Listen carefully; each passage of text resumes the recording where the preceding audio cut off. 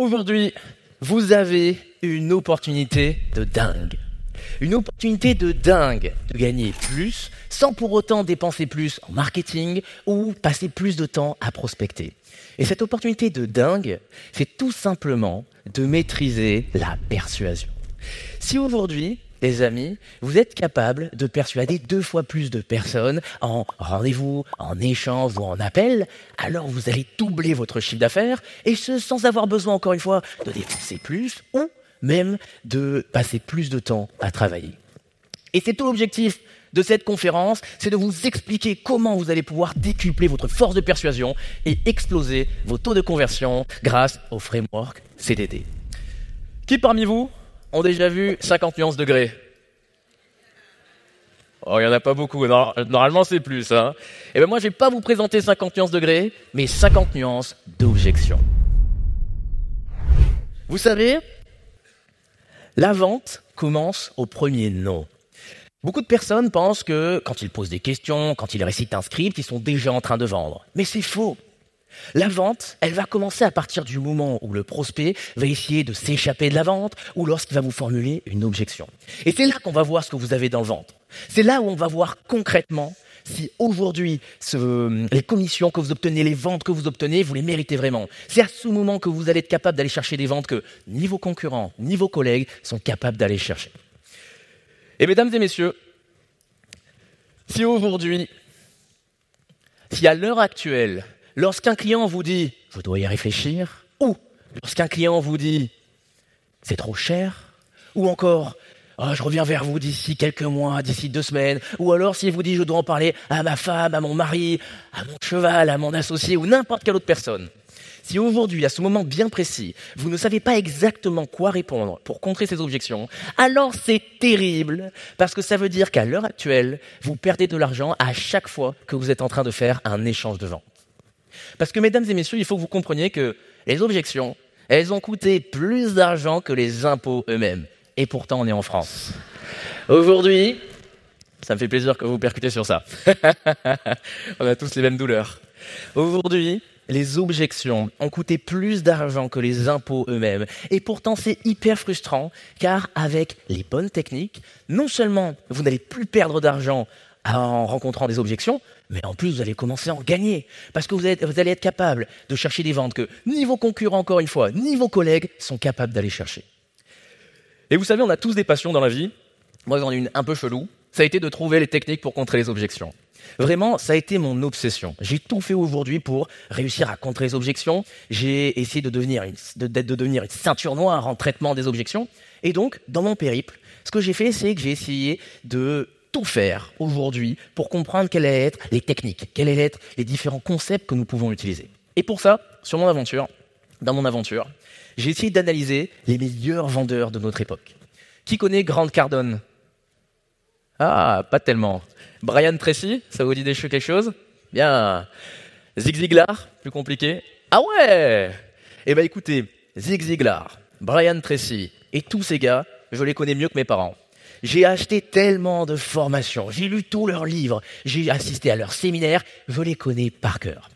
Et j'ai passé tellement de temps à analyser leurs méthodes, leurs techniques pour contrer les objections, qu'au bout d'un moment, je me suis rendu compte qu'en réalité, ils avaient tous une technique un petit peu semblable. Même s'ils ne le présentaient pas de la même façon, même s'ils n'utilisaient pas les mêmes mots pour présenter ces techniques, ils avaient une structure globale qui se ressemblait. Et donc j'ai essayé, pour moi et pour les gars qui travaillent avec moi, de la structurer de façon assez claire. Et j'ai appelé ça le framework CDD. Et donc ce framework CDD, à partir du moment où je l'ai englouti, où je l'ai pris, j'ai juste halluciné des résultats qui en sont suivis. Premièrement, j'ai explosé mes taux de conversion. J'ai multiplié par 2, par 3. Et moi, je gagnais à l'époque ma vie en vendant directement mes offres par téléphone. Et à partir du moment où j'ai compris comment traiter ces objections, comment les réfuter, immédiatement, avec le même nombre d'appels, j'ai multiplié mon chiffre d'affaires. Parce que quand j'avais 1000 appels et que je faisais 10% de conversion, et ben immédiatement, en faisant 20%, 30%, j'ai décuplé mon chiffre d'affaires. Et ces techniques, elles ont commencé à taper dans l'œil de certaines entreprises comme Hop, Notion, Snapchat, Orange ou encore Amazon. Et donc, j'ai commencé à partager cette méthode, ce concept CDD à ces entreprises. Et même, cette technique a attiré l'œil de quelqu'un qui est assez connu dans le monde de la vente, un certain Jordan Belfort. Vous le connaissez ? Le loup de Wall Street, le fameux, celui qui a inspiré le livre et le film, le loup de Wall Street, qui a été intrigué par cette méthode. Et donc depuis, petit flex personnel, je travaille avec Jordan Belfort. Et même si c'est une personne à l'éthique douteuse, selon moi, ça reste un bon vendeur. Parce que imaginez s'il avait eu un bon produit, ce qu'il aurait fait, parce que jusqu'à présent, il a vendu que des produits de... on va dire le prénom. Et donc, au-delà d'intéresser directement des entreprises, des professionnels, etc., j'ai commencé à partager cette méthode. Je l'ai partagée dans des conférences, comme celle que je suis en train de faire avec vous, et aussi, je vais commencer à la partager sur les réseaux. Et deuxième petit moment gratitude, si vous me le permettez, je suis devenu le vendeur le plus suivi de France, avec plus d'1 million d'abonnés, presque, et environ 300 millions de vues en cumulé sur tous les réseaux. Et les amis, cette philosophie de vente, je vais essayer de vous la partager dans cette conférence, de sorte à ce que, pour l'instant, vous ne voyez que la face émergée de l'iceberg sur les objections, et qu'à la fin de la conférence, de cette conférence incroyable qu'on se le dise, vous allez directement en savoir beaucoup plus sur les objections que 99% des personnes que vous connaissez. Et l'idée, ça va être donc tout simplement de vous partager en direct les 3 clés du framework CDD. Et la première clé, le premier réflexe que vous devez avoir à partir du moment où vous recevez une objection, ça va être de mettre en place la première clé, qui est tout simplement de clarifier. Les amis, mettons-nous en situation. Imaginons que vous avez un échange de vente avec un prospect, avec quelqu'un qui vous voulez vendre ou même que vous voulez recruter. Pour l'instant, l'appel commence, ça se passe super bien, le client il est réceptif, il vous pose des questions, il s'intéresse à ce que vous lui racontez, et donc vous commencez immédiatement à être confiant, vous vous dites « Ah ouais, c'est génial, je vais réussir à le closer, je vais réussir à lui vendre », vous commencez déjà à réfléchir au message que vous allez envoyer à votre proche ou autre pour lui dire « Ça y est, j'ai closé », et là, alors que vous pensiez filer tout droit vers la vente, malheureusement, votre prospect vous met un uppercut et vous envoie dans les cordes en vous disant « Je dois y réfléchir, c'est très intéressant, mais je reviens vers vous d'ici quelques temps. » À ce moment, c'est terrible. Parce que vous savez très bien qu'il y a de grandes chances que malheureusement, suite à cette objection, votre vente rejoint le cimetière de toutes les ventes qui ont été perdues à cause de l'objection « Je dois y réfléchir ». Qui a déjà perdu une vente à cause de « Je dois y réfléchir » ici ? Ok. Qui n'a jamais perdu de vente à cause de « Je dois y réfléchir » C'est l'une des... Je dois y réfléchir est de très loin l'une des objections qui fait le plus mal aux vendeurs. Pourtant, c'est dommage, car c'est de loin l'une des objections les plus faciles à contrer.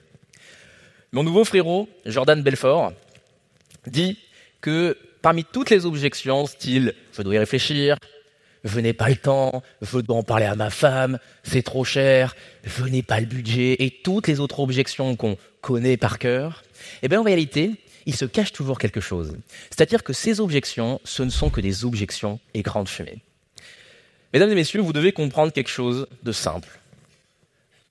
Vos prospects mentent. Vos prospects sont des menteurs. Et je vais aller plus loin. Vous, moi, nous sommes tous des menteurs. La semaine dernière, j'ai visité un appartement. J'essaye d'acheter un appartement en ce moment. Et je vois l'annonce, ça a l'air plutôt sympa. Et donc, c'est le propriétaire lui-même qui nous fait la visite.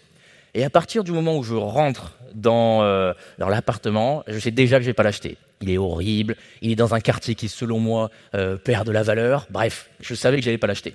Mais le propriétaire, il était vraiment enjoué, voulait absolument me montrer plein de choses, il était super fier de son bien. Et donc, j'ai pas osé lui dire en face que je l'aimais pas. Et donc, je lui ai menti en pleine tête en lui disant « Écoutez, c'est intéressant, je réfléchis et je reviens vers vous. » On ment. Moi, vous, les prospects nous mentent. Mais c'est normal. C'est même pas qu'on essaye d'être méchant. C'est juste que des fois, on n'ose pas révéler notre véritable crainte aux yeux de la personne qui est en face de nous. Et les prospects font exactement pareil. Ainsi, vous devez comprendre que derrière toutes ces objections, style « je dois y réfléchir, je dois en parler à ma femme, c'est trop cher, j'ai besoin de temps, je n'ai pas le budget », en réalité, ce ne sont que des écrans de fumée qui dissimulent la vraie crainte du prospect. Encore une fois, moi aujourd'hui, quand j'ai dit que je devais y réfléchir, c'est juste que je n'étais pas convaincu à 200% du bien qu'il me présentait. J'avais une crainte que je n'osais pas lui dire en face. Et c'est dommage parce que ce vendeur, si jamais il m'avait posé des questions et qu'il avait enlevé les écrans de fumée et qu'il avait compris quelle était ma vraie crainte, comme par exemple que j'étais pas sûr que le quartier soit hyper bien, alors il aurait pu tenter de me rassurer. Mais ça, il ne pouvait pas le savoir parce qu'il m'a laissé partir avec cet écran de fumée. Alors, dans un premier temps, il faut que vous appreniez à reconnaître ces objections écran de fumée. Et en fait, il y a 3 familles principalement. La première famille, c'est les objections liées au prix. C'est trop cher, je n'ai pas le budget, j'aurai l'argent d'ici 1 mois, promis, là je dois recevoir ma paye et ensuite je vous payerai. Ou alors, est-ce qu'il est possible d'obtenir une réduction? Est-ce que c'est possible de payer en 75 fois, s'il vous plaît, parce qu'en ce moment je suis un peu ric-rac? Bref, toutes ces objections que vous connaissez par cœur. Eh bien, vous savez quoi? Comme je viens de vous le dire, toutes ces objections, ce sont des mensonges. À partir du moment où quelqu'un vous dit que c'est trop cher, c'est faux. Je sais que ça peut paraître dingue, vous vous dites « Qu'est-ce que tu me racontes, Bastien ?» Évidemment, c'est factuel, si j'ai pas l'argent, j'ai pas l'argent. C'est faux, c'est un mensonge. Je vous donne un exemple. Vous devez comprendre que le prix, ce n'est qu'une question de valeur perçue.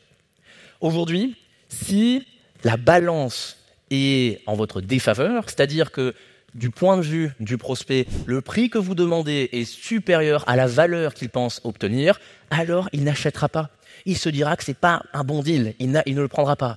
À l'inverse, si la balance est en votre faveur et que, au contraire, le prix que vous demandez est inférieur à la valeur perçue, alors le client achètera. Je vous donne un exemple.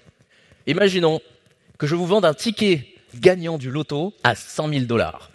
Vous avez confiance en moi, vous savez que je suis quelqu'un de très respectable, et vous savez que ce ticket de loto, c'est pas un faux ticket.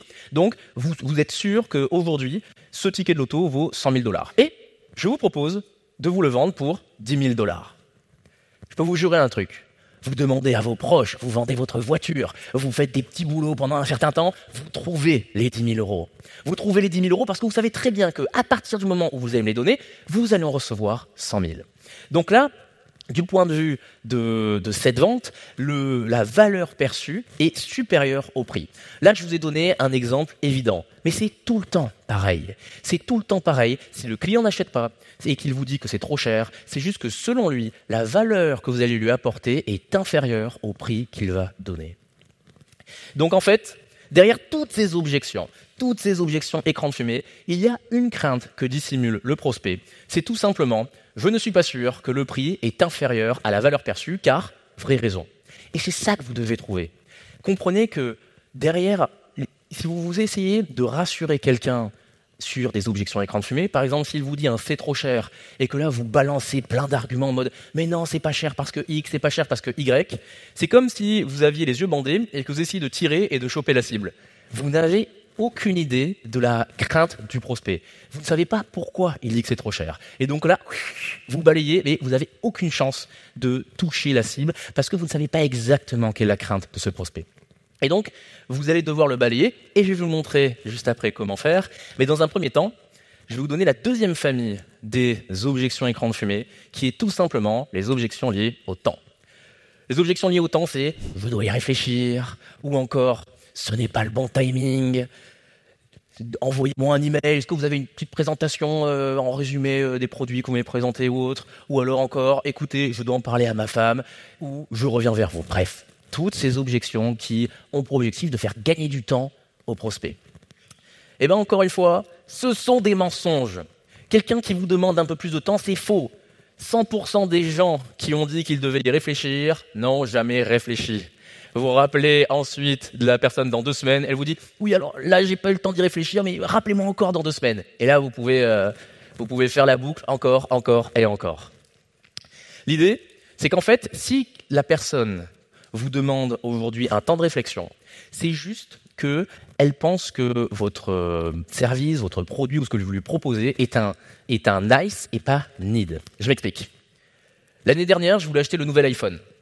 Je voulais acheter le nouvel iPhone, je le trouvais hyper sympa, je me disais tiens, il y a des fonctionnalités super cool. Donc je me disais tiens, c'est cool, ça pourrait être sympa si j'achète le nouvel iPhone. Et finalement, je me suis baladé 2-3 fois dans les Apple Store, à chaque fois je trouvais que c'était intéressant de l'acheter, mais je l'ai jamais acheté. Je me suis toujours dit bon, c'est cool, mais je vais y réfléchir, je vais voir si je le rachète la semaine prochaine, etc. Et je l'ai jamais acheté. Parce que c'était un nice, c'est-à-dire que c'était cool, mais j'en avais pas un besoin fondamental. À l'inverse, semaine dernière, je suis au téléphone avec un prospect que je suis sûr de pouvoir closer, et alors que j'avais 50% de batterie, mon portable il crache. Il crache directement et nos fréquences, plus de prospects, et ça fait une semaine que je galère à le rappeler. D'ailleurs, Edouard, si vous voyez ce message, rappelez-moi s'il vous plaît. Je vous jure, je suis sûr qu'on peut faire des trucs incroyables ensemble. Et le problème, c'est que donc là, mon portable s'est éteint, et donc cette fois-ci, c'est pas juste cool de racheter un iPhone. Vous en avez un besoin fondamental. J'ai besoin de racheter le nouvel iPhone, et donc dès que je sors de la conférence, je file au Apple Store de Marseille, je rentre à Marseille, et je m'achète un iPhone. Donc, vous voyez, vous devez comprendre qu'aujourd'hui, si un client, un prospect, n'importe qui vous dit qu'il doit y réfléchir, derrière les écrans de fumée de ces objections, la véritable crainte qui se dissimule, c'est « je ne suis pas sûr que cet achat soit une priorité, car vraie raison ». Et c'est ça que vous devez trouver. Vous devez trouver la vraie raison derrière cette objection et derrière cet écran de fumée. Troisième et dernière famille des objections écran de fumée, nous avons les objections concurrents ou tierces personnes. Ces objections, elles vont se caractériser par exemple, qu'avez-vous de plus que les autres? Ou encore, pourquoi vous plutôt que vos concurrents? Ou encore, comment m'assurer que ce n'est pas de la publicité mensongère? Pourquoi je devrais vous croire vous? J'ai vu sur un site que c'était un système pyramidal ou autre. Bref, toutes ces objections qui appellent une tierce personne. Et en fait, c'est hyper paradoxal, c'est hyper compliqué de gérer ces objections parce que malgré le fait que c'est parfois le prospect lui-même qui vous dit « Pourquoi je devrais vous faire confiance à vous alors que j'ai déjà travaillé avec un de vos concurrents qui m'a arnaqué ?»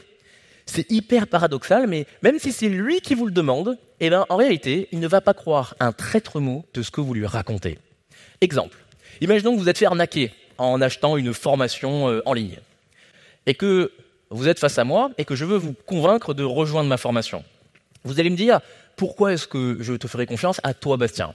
Et là, je vais vous dire « Mais tu rigoles, pas me faire confiance à moi, mais moi j'ai autant de clients dans ma boîte, j'ai telle certification, on a aidé plein de personnes, bla bla bla bla. » Qu'est-ce que vous allez vous dire? Évidemment qu'il me dit ça. Il veut me faire acheter son truc, il veut me convaincre. Donc, vous n'allez pas croire ce que je vais vous dire, vous allez en douter. Et c'est tout le paradoxe, parce que c'est pourtant vous qui me l'avez demandé, mais je vous avais dit que je suis mort. Et malgré le fait que ce soit vous qui me l'avez demandé, eh bien, vous allez douter de ma parole. Et donc, ce que vous devez comprendre, c'est que derrière toutes ces objections, comme qu'avez-vous de plus que les autres, pourquoi vous plutôt que vos concurrents, comment m'assurer que ce n'est pas une publicité mensongère, pourquoi je devrais vous croire vous ou autre, se cache une crainte assez simple qui est « je ne suis pas sûr ». Merci. Par le service est fantastique ici. Je fais une petite pause boisson. Racontez-vous votre semaine si vous avez envie. Ah, potion magique, c'est parfait. Ainsi, l'idée c'est que aujourd'hui, si jamais votre client vous demande donne à cette troisième famille d'objections, il va juste vous dire « Je ne suis pas sûr que vous êtes la bonne personne / entreprise parce que, vraie raison, parce que j'ai lu quelque part sur Internet que vous étiez un système pyramidal, parce que j'ai vu quelque part sur Internet que y avait des gens qui n'étaient pas contents. » Bref, vous devez comprendre cette vraie raison. Ainsi les amis, je veux que vous compreniez. Et si vous devez retenir une seule chose de cette conférence, je veux s'il vous plaît que maintenant, à partir du moment où vous repérez ces objections écran de fumée, que vous me sortez immédiatement votre souffleur, votre bazooka, et que vous soufflez directement ces objections pour trouver la vraie raison grâce à la première lettre du framework CDD, qui est tout simplement de clarifier. Les amis, si aujourd'hui un vendeur vous dit qu'il arrive à convaincre 100% des personnes d'acheter, c'est un menteur. On ne peut pas convertir 100% des personnes, c'est complètement faux. En revanche, je ne veux plus jamais que vous laissez partir un prospect sans avoir connaissance de sa vraie crainte. Parce que si vous n'avez pas une vision claire de sa crainte, mais comment vous voulez réussir à le convaincre d'acheter? C'est impossible. Donc, s'il vous plaît, faisons-nous une promesse tous ensemble. Plus jamais vous laisserez partir un client sans avoir une vision claire de sa crainte. Parce que, encore une fois, vous n'avez aucune chance de convaincre quelqu'un si vous n'avez pas une vision claire de sa crainte. Les amis, comprenez qu'aujourd'hui, 99% des objections sont des objections écran de fumée qui dissimulent une crainte. Et l'idée, vous devez essayer donc de balayer ces objections écran de fumée, car vous ne pouvez pas rassurer votre prospect si vous ne connaissez pas sa crainte. Alors comment faire? Je vais vous expliquer maintenant comment concrètement balayer, que vous avez besoin de connaître la crainte exacte du prospect. Je vous ai appris à reconnaître les objections écran de fumée, mais comment est-ce qu'on peut faire pour balayer ces objections écran de fumée? Rien de plus simple. Il y a plusieurs techniques qu'on utilise, que moi perso, il y en a, je les utilise et je les fais tel un réflexe animal. Je n'écoute même pas la personne, je fais directement la technique et que vous aussi, vous allez devoir mettre en place. Alors la première technique, c'est l'une de mes préférées. Je l'ai piquée à Jordan Belfort, le loup de Wall Street. C'est une technique qui marche peu importe l'objection que vous avez en face. Et c'est elle que je sors tel un réflexe animal. Imaginons, l'appel se passe bien, on échange avec le prospect, et là, il me met son écran de fumée et il me dit « je dois y réfléchir ». Alors là, je vais sortir immédiatement mon souffleur et avec la première lettre du framework CDD, je vais clarifier son objection. Je vais comprendre quelle est la crainte qu'elle dissimule en lui disant tout simplement « Ok John, mais concrètement, qu'est-ce que vous pensez de ma proposition? Vous la trouvez intéressante ?» C'est tout simple. Mais immédiatement, rien qu'en disant ça, sans augmenter la pression de l'appel, sans augmenter la résistance du prospect, je vais faire baisser l'écran de fumée et il peut par exemple me répondre « Écoutez, c'est très intéressant, mais vraie raison. Mais j'ai entendu quelqu'un qui parlait en mal de vous. Mais je suis pas sûr à 100% que ça peut fonctionner pour moi. Mais j'ai peur que le quartier dans lequel on se trouve perde de la valeur. » C'est tout simple, mais rien qu'en posant cette question, je peux réussir à clarifier l'objection de mon prospect. Et ce qui est génial, c'est que ça marche avec n'importe quelle objection. Regardez. Allez, on refait monter l'écran de fumée. Hop. Imaginons que le prospect me dit « je dois en parler à ma femme ». Là, qu'est-ce que vous allez faire? Hop. Ok John, mais concrètement, qu'est-ce que vous pensez de mon offre? Vous la trouvez intéressante? Et là, hop, il peut directement me dire « écoutez, c'est très intéressant, mais vraie raison ». Ça marche avec toutes les objections. Regardez, je vous en sors une deuxième. Imaginons que mon prospect me dise « votre offre est trop chère ». Ok John, mais concrètement, qu'est-ce que vous pensez de mon offre? Et directement, le prospect va me dire « écoutez, c'est très intéressant, mais vraie raison ». Peu importe l'objection que votre prospect va vous formuler, simplement en lui demandant ce qu'il a pensé de l'offre, il peut de lui-même, tout simplement, vous dire sa vraie crainte. C'est tout bête, ça n'augmente pas la résistance, vous le sortez immédiatement suite à la première objection, et immédiatement en tout cas, vous allez plus loin que 99% des personnes qui lui auraient juste dit écoutez, ok, allez réfléchir et vous revenez vers moi. Sauf que évidemment, il ne serait jamais revenu. En fait, ce que vous devez comprendre, c'est que l'objectif, c'est ce que toujours mon frérot Jordan Belfort appelle une boucle. Une boucle, c'est très simple. L'idée, c'est que vous devez comprendre que toutes les ventes sont exactement les mêmes. Toutes commencent à un point A, qui est le début de la vente, et toutes terminent à un point B, qui est la fin de la vente. Peu importe que vous soyez par un DM, Instagram, Facebook, que vous soyez dans un rendez-vous physique ou au téléphone, toutes les ventes sont exactement les mêmes et toutes fonctionnent exactement de la même façon. Et elles sont toutes, représentées par une ligne droite. Et l'idée, c'est très simple, c'est de le faire avancer en lui posant des questions pour qu'il achète. Sauf que, qu'est-ce qui se passe? Dans la grande majorité des cas, le prospect, il va commencer donc à avancer dans l'appel et ensuite, il va essayer de s'échapper avec, par exemple, écoutez, je dois y réfléchir, je reviens vers vous, ou toutes les objections écran de fumée qu'on vient de voir. Et donc là, à ce moment-là, votre objectif, c'est de boucler. Ça va être de faire une boucle en donnant, par exemple, la fameuse phrase « Ok John, mais concrètement, qu'est-ce que vous en pensez ?» pour qu'il vous donne, directement sa vraie crainte. Et en tout cas, à partir de ce moment, déjà, il a bouclé et il est revenu dans la vente. Ce que je veux que vous compreniez, c'est que rien qu'en faisant ça, vous augmentez immédiatement vos chances de vendre. Dites-vous que tous les concurrents qui n'ont pas eu l'énorme chance de voir cette conférence, eux, ils auraient laissé partir le prospect. Et donc là, vous avez déjà plus de chances que la majorité des personnes de le convertir.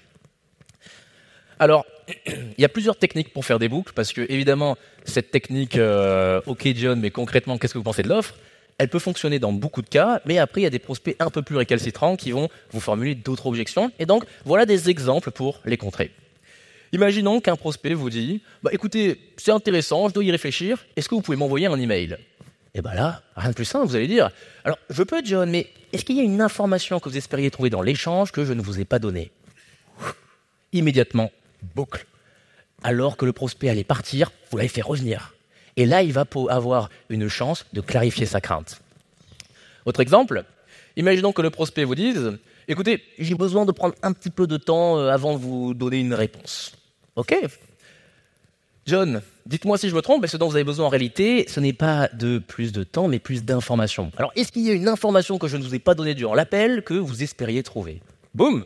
Directement, ça boucle et il revient, et on vous lui donne une chance de clarifier sa véritable crainte. L'idée, c'est qu'il est primordial de clarifier la crainte qui pousse le prospect à demander un temps de réflexion en faisant une boucle. Je vous le répète, vous avez interdiction de laisser partir un prospect tant que vous n'avez pas clarifié sa crainte. Alors, imaginons que votre prospect vous dit « votre offre est trop chère ». Ce que vous pouvez faire, c'est « Ok John, pouvez-vous m'expliquer pourquoi vous lui dites qu'elle est trop chère? Pourquoi vous trouvez aujourd'hui que la valeur de mon produit est inférieure au prix que je demande ?» Laissez-lui une chance de justifier sa crainte, et comme ça, vous pourrez potentiellement le rassurer s'il se trompe et si sa crainte n'est pas fondée. Imaginons que votre prospect vous dit « Est-ce qu'il serait possible d'obtenir une réduction ?» Ça, je l'adore, cette phrase. Parce que déjà, vous devez comprendre que 100%, allez, 80% des gens qui vous demandent une réduction ont déjà pris leur décision d'acheter et ils essayent juste de gratter dans les derniers moments en se disant « Tiens, allez, j'ai envie de l'acheter, mais est-ce que c'est possible d'avoir 20% ?» On l'a tous fait, arrêtez. Moi, je le fais souvent. Et qu'ils me disent oui ou non, généralement, j'achète quand même. Et moi, il y a une phrase que j'adore répondre à ça, pour ne pas frustrer le prospect, mais ne pas lui concéder son objection. C'est tout simplement lui dire « Écoutez John, malheureusement, vis-à-vis des autres clients et de la valeur de mon produit, je ne peux pas vous faire de réduction. En revanche, je peux m'engager à vous offrir bonus si vous rejoignez dès maintenant l'aventure. Qu'en pensez-vous ? Réfléchissez à un bonus simple, quelque chose que vous pouvez faire. Moi, par exemple, c'était un tout petit accompagnement bonus de 30 minutes. Mais j'ai des clients qui ont enregistré une mini-formation en ligne de 1 heure et qui la proposent immédiatement à toutes les personnes qui leur sortent cette objection. C'est un petit bonus, mais au moins, vous conservez la valeur, le prix que vous voulez demander, mais vous jouez sur la valeur. N'oubliez jamais qu'on ne négocie jamais sur le prix, mais sur la valeur de votre produit. Alors parfois, vous pouvez avoir des prospects un peu plus récalcitrants. Vous savez, c'est des prospects qui vont enchaîner les différentes objections. Ils vont donner tout le panel d'objections écran de fumée. Et donc là, ce que vous allez devoir faire, c'est vous accrocher et boucler jusqu'à ce qu'ils vous révèlent leur véritable crainte. Je vous donne un exemple. Imaginons que vous avez un prospect qui vous dit « Écoutez, merci pour toutes ces informations, je reviens vers vous. » Votre réflexe animal. « Ok Sophie, c'est top, mais concrètement, qu'est-ce que vous pensez des produits que je vous ai présentés ?» Là, peut-être qu'elle va résister et elle va maintenir l'écran de fumée. Elle va me dire « Écoutez, il m'intéresse, je vais y réfléchir. » Génial. Et est-ce qu'il y a une information que vous espérez obtenir durant l'échange que je ne vous ai pas donnée? Non, c'est juste que j'ai besoin d'aller voir plus en détail, comparer ce que font les autres. Comparer ce que font les autres, c'est une objection écran de fumée, mais alors, tout ce qu'il y a de plus facile. Et là, vous allez pouvoir continuer en lui disant « D'accord, vous avez totalement raison, c'est important de bien se renseigner, mais qu'espérez-vous trouver chez les autres que vous n'avez pas trouvé chez nous ?» Et là, on peut espérer que, par exemple, elle nous révèle enfin sa vraie crainte qui est « Non, mais voilà, c'est juste que, j'ai une peau un peu compliquée et donc je dois m'assurer que vos produits peuvent me convenir. » Vous voyez, peu importe la crainte qu'il dissimule. Ça, si on n'en a aucune idée, ça ne sert à rien d'essayer de rassurer la personne dans le vent. On doit comprendre quelle est sa véritable objection et c'est notre seul moyen aujourd'hui de réussir à contourner cette objection. Donc, les amis, l'idée est simple. À chaque fois que le prospect va essayer de s'échapper en formulant une objection liée au temps, à l'argent ou peu importe, vous allez devoir immédiatement utiliser la première étape du framework CDD en clarifiant cette objection écran de fumée et comprendre quelle est la crainte qu'elle dissimule. Et à partir du moment où on a la vraie crainte, là j'adore, parce qu'il y a deux écoles qui s'affrontent et vous allez voir, je suis beaucoup plus favorable à l'une de ces deux écoles. Les mauvais vendeurs, qu'est-ce qu'ils vont faire? Quand ils vont avoir la vraie crainte du prospect, ils vont foncer dessus pour essayer de le rassurer. Ils vont dire « Mais attends, mais tu rigoles, mes produits sont parfaits pour ta peau, au contraire, vas-y, fonce, tu fais-moi confiance, achète ce produit ». Ou alors ils vont lui dire « Mais comment ça, le quartier perd de la valeur ?» Pas du tout, regardez, le quartier il perd pas de valeur, au contraire, il en gagne, on est à 10%. Sauf que ça, les amis, c'est l'une des erreurs les plus typiques. Parce que vous avez déjà multiplié les boucles, vous avez déjà contourné plusieurs objections, la pression est à son comble. Et donc si malheureusement là, vous foncez pour essayer de démonter la crainte de votre prospect, et bien là, vous pouvez complètement le braquer et le perdre. Ainsi, ce que vous allez plutôt faire, c'est de mettre en place la deuxième étape du framework CDD, qui va tout simplement être de discuter. Qu'est-ce que j'entends par discuter ? Je vais vous révéler quelque chose d'autre, de formidable sur les prospects. C'est qu'ils ne sont pas idiots. Je sais que ça peut paraître bizarre, mais ils ne sont pas du tout idiots. Ils savent exactement ce que vous essayez de faire quand vous êtes dans un appel avec eux. Ils savent très bien que votre objectif, c'est de vendre. Ils savent très bien que vous allez dire tout votre possible pour les convaincre d'acheter. Ils le savent. Et ça, c'est un gros problème. Je vous donne un exemple. Imaginons que, voilà, l'appel commence, le prospect s'échappe, il dit qu'il doit y réfléchir, vous utilisez la première étape pour clarifier, et vous lui dites « Ok John, mais concrètement, qu'est-ce que vous en pensez dans l'ensemble de l'offre ?» Il va vous dire « Écoutez, c'est intéressant, mais voilà, je ne sais pas si votre offre peut fonctionner pour moi. » Et bien là, encore une fois, le mauvais vendeur lui aurait dit « Oh, si John, faites-moi confiance, ce produit est parfait pour vous. » Sauf que, encore une fois, comme je vous l'ai dit, il va douter de votre sincérité, et donc la pression et la résistance de l'appel va être à son apogée. Là, ça va être mais terrible. Vous avez déjà démonté ses objections, et le prospect va tout faire pour essayer de s'échapper. Il va se braquer et vous allez perdre la vente. Voilà pourquoi le bon vendeur, ce qu'il va faire, c'est que lui, il va mettre en place la deuxième étape du framework CDD et il va donc essayer de discuter avec le prospect. Vous allez devoir mettre vos habits de détective. Vous avez vu, ils me vont super bien, donc ils vous iront bien à vous aussi. Et en mettant vos habits de détective, ce que vous allez devoir faire, c'est tout simplement de comprendre ce qu'on appelle l'épiphanie de la crainte. De comprendre d'où ça lui vient. D'où lui vient cette crainte qu'il est en train de vous formuler sous vos yeux. Imaginons que le prospect vient de vous dire « Écoutez, je ne suis pas sûr que votre produit peut me convenir. » Là, vous devez être obsédé en vous disant « Mais pourquoi ? Pourquoi aujourd'hui il n'est pas persuadé que mon offre peut lui convenir ? Qu'est-ce qu'il a vécu ? Qu'est-ce qui l'amène à cette réflexion ?» Et là, l'idée, c'est d'utiliser une technique que j'adore, qui s'appelle le tea time. Qu'est-ce que le tea time ? L'idée, c'est de comprendre que vous allez devoir vous intéresser à l'histoire de votre prospect. Vous allez en fait, comme si vous étiez autour d'une tasse de thé, vous allez discuter avec votre prospect pour essayer de comprendre concrètement d'où lui vient sa crainte. Vous devez pratiquer ce qu'on appelle l'écoute active. L'écoute active, c'est d'écouter pendant 80% du temps et parler simplement pendant 20%. Vous savez, il y a un dicton que j'adore en vente qui dit « Le mauvais vendeur a réponse à tout, le bon vendeur a question à tout ». Vous devez uniquement poser des questions. Vous devez vous intéresser à lui et vous intéresser sincèrement pour comprendre vraiment mais d'où lui vient cette idée. Vous savez, ça va créer un climat de confiance avec votre prospect parce que il y a une phrase, moi, qui m'obsède, c'est « les gens adorent parler d'eux ». Quand j'étais au collège, mes parents ont déménagé, et donc j'ai dû changer d'école, et à un moment, je suis donc arrivé dans un nouveau collège, et j'étais terrorisé à l'idée de ne pas me faire de potes. J'avais peur d'être tout seul, de manger tout seul, de jouer tout seul à la récré. Et donc, le jour J, le jour de la rentrée, sur le chemin de l'école, j'en ai parlé à mon père. Et je lui ai dit que j'avais peur. Et il m'a donné un conseil qui est fantastique pour se faire des amis et que en fait, j'ai compris que j'allais l'utiliser aussi pour vendre et que encore aujourd'hui j'utilise. C'est tout simplement qu'il m'a expliqué qu'aujourd'hui, pour être intéressant, pour être même charismatique auprès des autres, il faut tout simplement s'intéresser à eux. Et ça me fait toujours super rire parce que je me rappelle encore quand je faisais ça, quand je posais des questions, quand je parlais avec des nouvelles personnes, moi, j'avais limite pas dit un seul mot. Simplement, je posais des questions et c'était l'autre qui me racontait sa vie. Et à la fin, il me disait « Putain, en tout cas, toi, t'es super sympa. » Tu m'étonnes. Tu m'étonnes. Évidemment que je suis super sympa. J'en ai pas placé une, je t'ai laissé parler. Et en fait, vous, moi, on adore parler de nous. On adore parler de nous.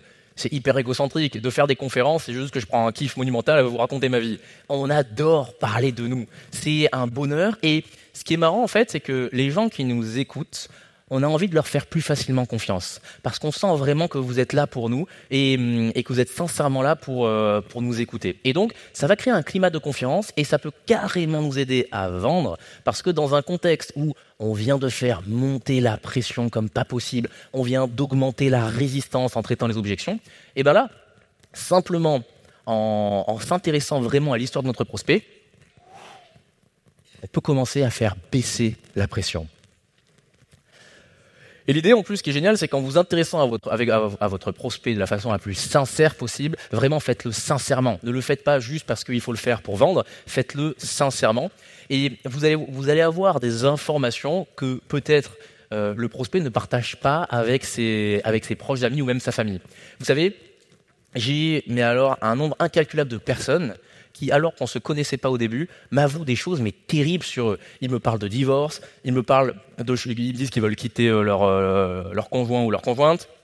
Ils m'expliquent que voilà, ils ont divorcé, qu'ils n'ont pas la garde des enfants. Ils me partagent des fois des choses mais de dingue que je n'aurais jamais cru possible de partager avec quelqu'un qu'on connaît depuis 30 minutes. Mais en s'intéressant sincèrement à nous, très peu de personnes finalement qui prennent le temps dans la vie de tous les jours de nous s'intéresser à nous. Quelle est la dernière personne qui est venue vous voir et qui vous a vraiment posé des questions pour vraiment s'intéresser à vous? Alors quand un vendeur le fait, même si c'est un vendeur, on a envie des fois de vider notre sac. Et donc dans ces moments, il faut que ce soit sincère encore une fois parce que le prospect va se livrer à vous, mais c'est dans ce moment du key time où parfois il va vous donner plein d'informations et il va aussi vous donner des angles potentiels d'attaque pour vous.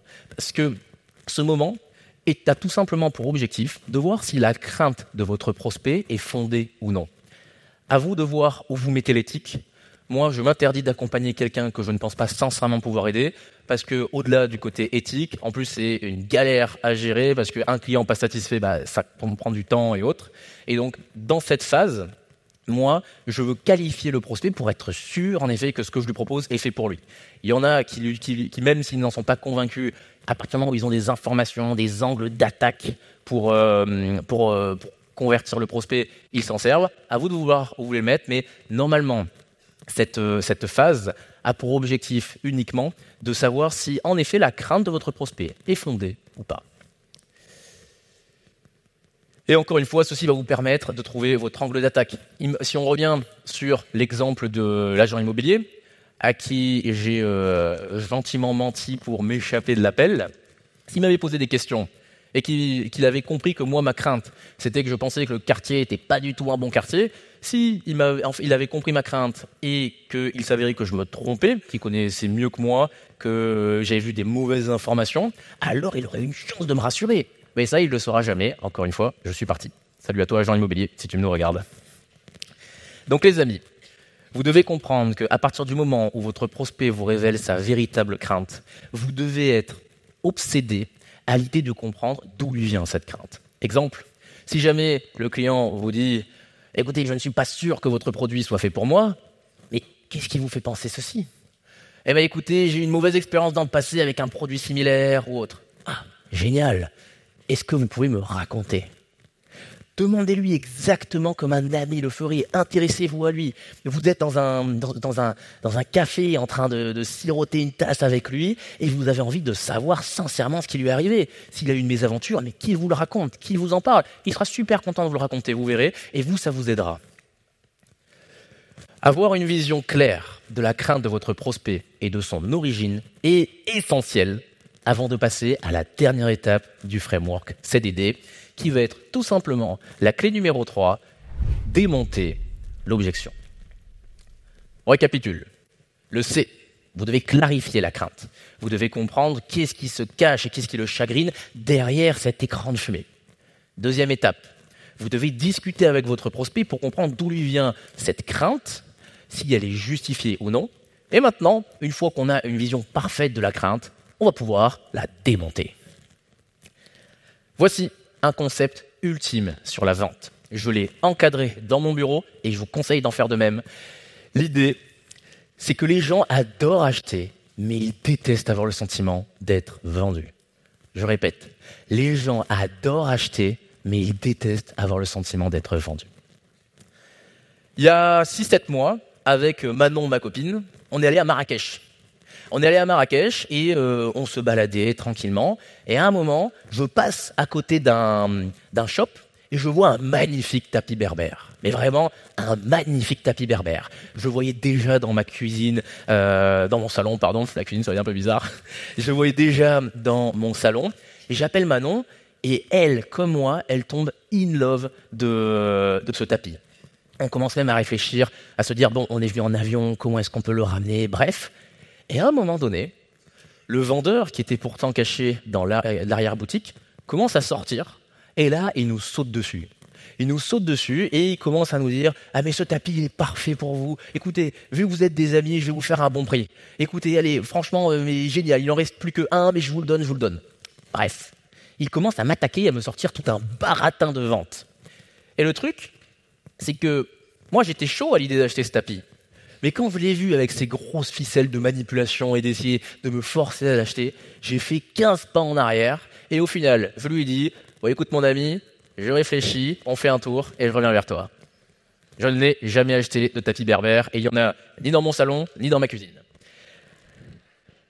Vous devez comprendre que, pour parler franchement, on n'aime pas être pris pour des cons. On n'aime pas quand il y a un vendeur qui pense avoir une influence sur nous. On n'aime pas quand il y a un gars qui se croit plus intelligent que nous. En psychologie, on dit que tout ce que nous faisons, nous le faisons pour prendre en statut. Le statut social.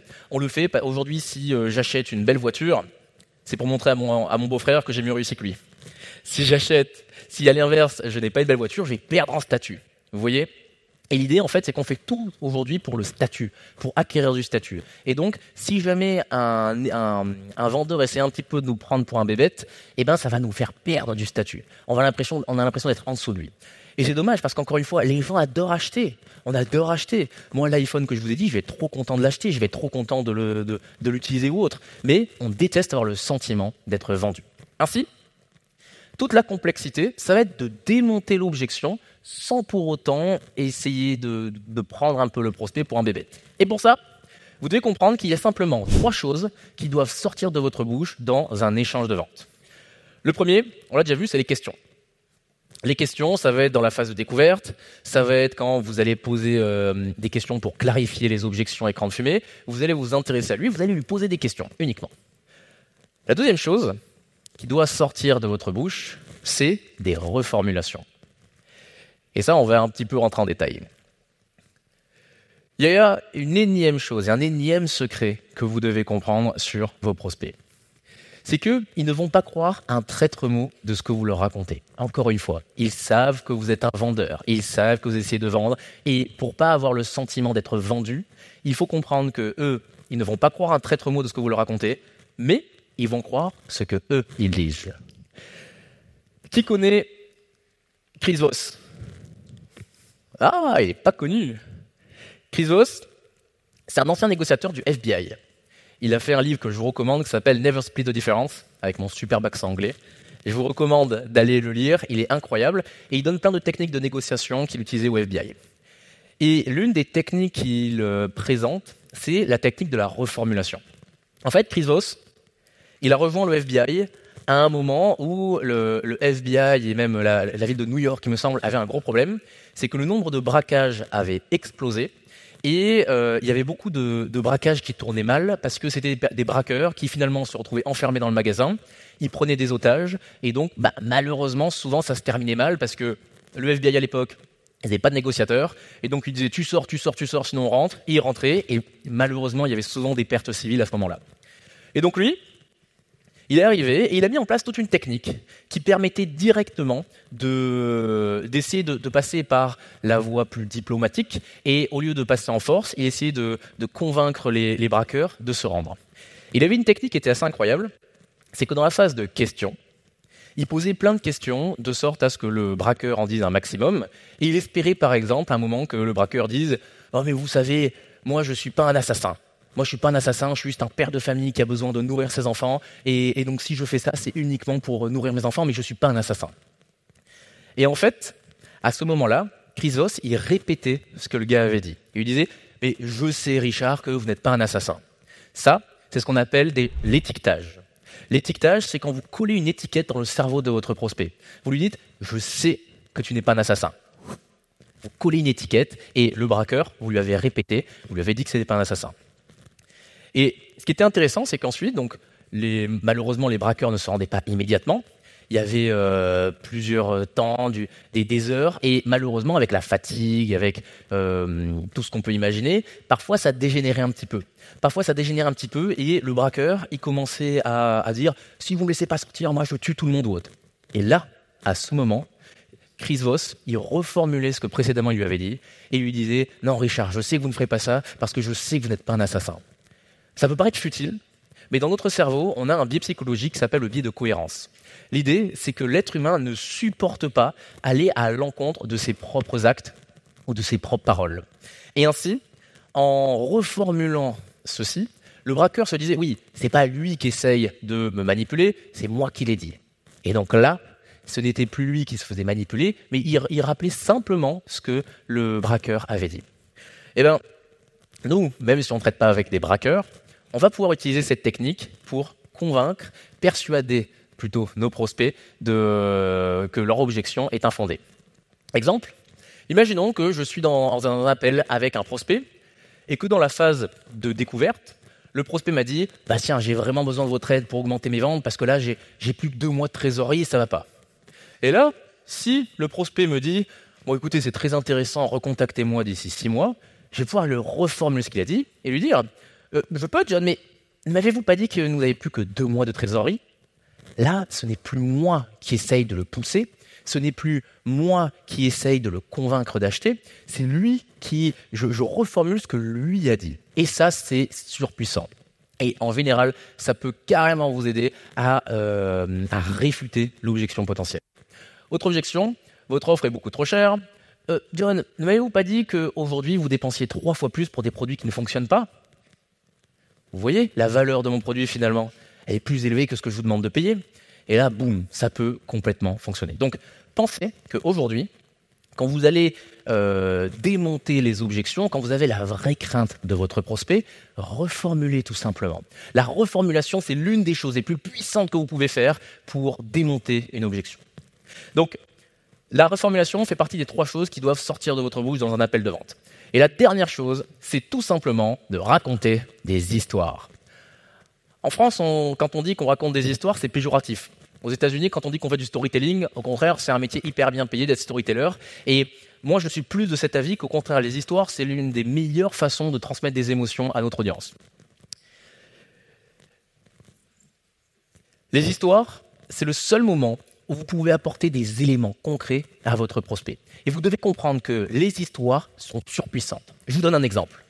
Quelle est la différence entre un bic à 50 centimes et un Mont Blanc à 250 €? Les deux, aujourd'hui, font quasiment la même fonction. On peut écrire avec.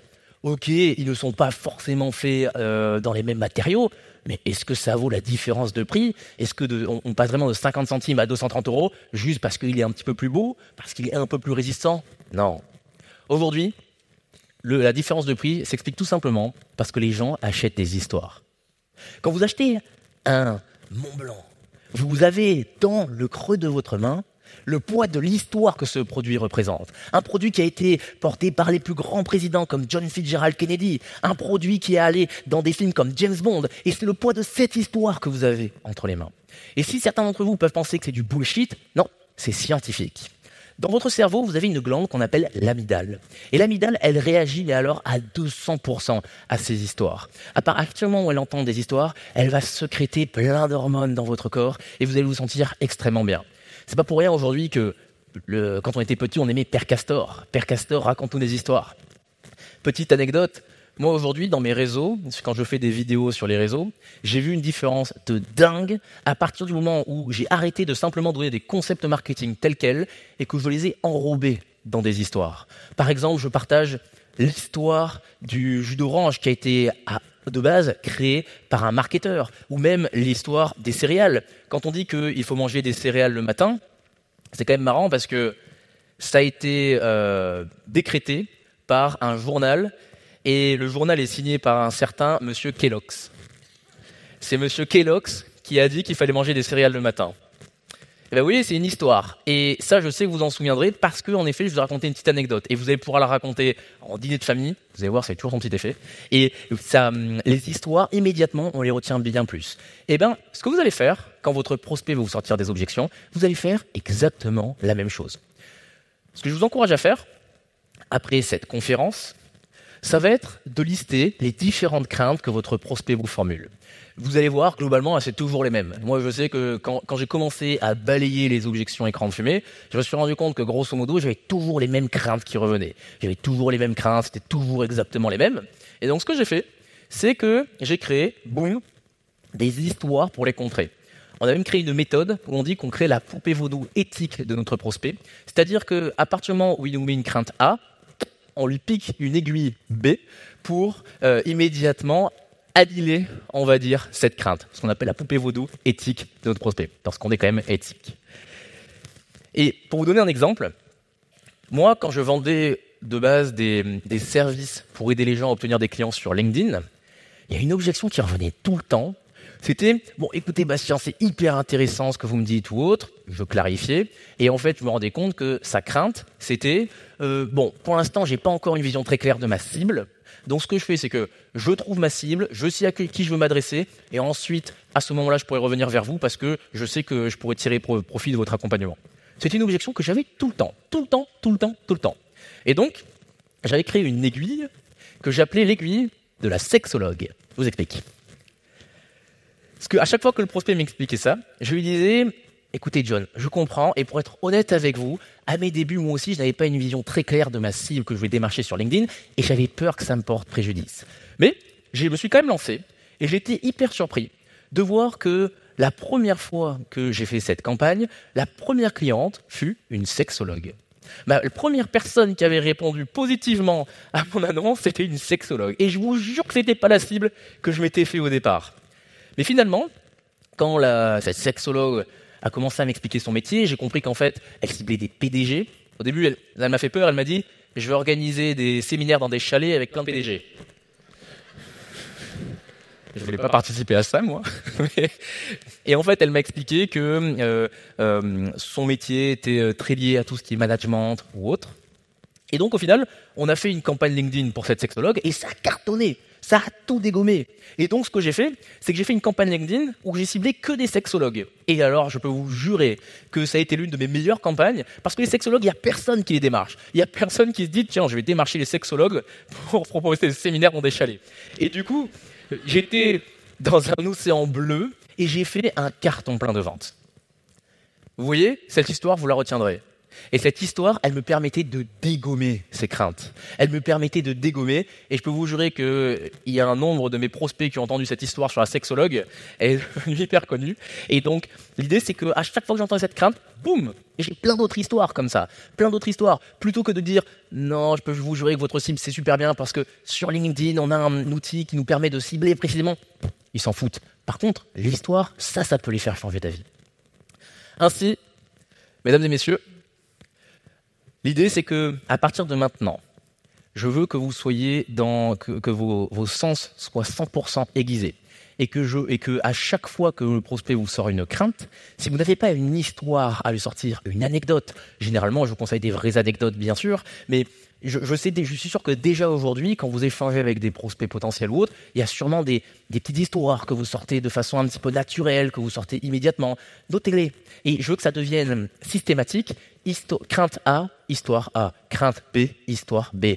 Et comme ça, vous allez devenir inarrêtable parce que dès que votre prospect vous donnera cette objection, cette crainte, hop, directement, vous le rassurez avec une histoire. Ainsi, mesdames et messieurs, vous avez compris qu'aujourd'hui, pour réfuter n'importe quelle objection en vente, première étape, vous devez clarifier. Vous devez clarifier pour comprendre quelle est cette objection écran de fumée qui me sort. Il faut l'enlever pour comprendre quelle est la crainte derrière. Si vous ne connaissez pas clairement la crainte, que vous n'avez pas une vision claire de ce qui le retient aujourd'hui d'acheter, jamais vous ne serez capable de le rassurer. Encore une fois, je dois y réfléchir ou autre. Si vous essayez d'argumenter là-dessus, ayez l'image du gars qui essaye de tirer à la calache en essayant de choper une cible au hasard. Non, ça ne marchera pas. Donc, vous devez clarifier. Une fois que vous avez une vision claire de cette crainte, vous allez discuter avec votre prospect. Vous allez discuter avec lui pour comprendre d'où lui vient cette crainte, pour comprendre mais pourquoi aujourd'hui il pense ça. Est-ce que c'est justifié, est-ce que c'est fondé, est-ce que c'est infondé ou pas? Vous devez absolument avoir une image claire aujourd'hui. Et enfin, une fois que vous comprenez d'où vient cette crainte, si jamais vous pensez qu'elle est fondée, si jamais vous pensez aujourd'hui qu'en effet vous avez matière à l'accompagner et que sa crainte n'est pas fondée, alors vous allez pouvoir la démonter. Vous allez pouvoir reformuler certains de ses propos. Vous allez pouvoir essayer de lui raconter des histoires. Vous allez le rassurer pour lui montrer que son objection est fausse. Et donc, il va immédiatement revenir dans la vente et vous allez pouvoir continuer de vous rapprocher de la vente. Les amis, ce que je veux absolument que vous reteniez de cette conférence, c'est qu'aujourd'hui, vous devez absolument vous obliger à ne jamais laisser partir un prospect sans avoir eu une vision très claire de sa crainte. Vous devez absolument comprendre que la vente commence au premier non. C'est à partir du moment où le prospect va vous formuler sa première objection qu'on va voir ce que vous avez dans le ventre, qu'on va voir si vous êtes capable d'aller chercher des clients que vos concurrents ne sont pas capables d'aller chercher, qu'on va voir si vos collègues aujourd'hui méritent d'avoir plus que vous ou moins que vous. C'est à ce moment bien précis que vous allez réussir à décupler vos taux de conversion parce que vous serez capable de réfuter n'importe quelle objection qui peut être réfutée. Merci de m'avoir écouté.